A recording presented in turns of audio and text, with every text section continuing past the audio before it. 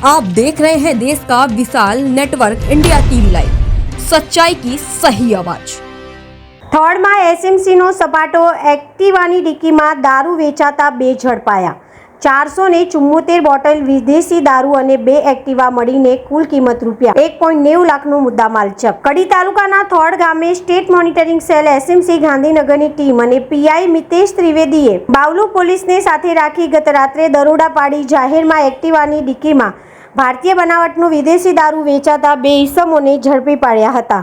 મળતી માહિતી મુજબ એસએમસીની ટીમે થોડ રોડ ઉપર કાર્યવાહી હાથ ધરી દરમિયાન ઠાકોર કનુજી તથા ઠાકોર પબજી નામના 2 ઈસમોએ એક્ટિવાની ડિક્કીમાં દારૂનો જથ્થો રાખી જાહેરમાં તેનું વેચાણ કરતા ઝડપાયા હતા। પોલીસે બંનેની સઘન પૂછપરછ હાથ ધરાતા વધુ દારૂનો જથ્થો હોવાની માહિતી મળી હતી, જેના આધારે ઠાકોર કનુજીના ઘરે તલાશી લેવામાં આવતા ત્યાંથી પણ ભારતીય બનાવટના વિદેશી દારૂની બોટલો મળી આવી હતી। આમ એસએમસીની કાર્યવાહીમાં કુલ 474 બોટલ વિદેશી દારૂ તથા 2 એક્ટિવા મળી અંદાજિત રૂપિયા 1.90 લાખનો મુદ્દામાલ કબજે કરવામાં આવ્યો હતો। એસએમસીની ટીમે ઝડપાયેલા બંને ઈસમો તથા કબજે કરાયેલો મુદ્દામાલ બાવલુ પોલીસ સ્ટેશનને સોંપ્યો હતો।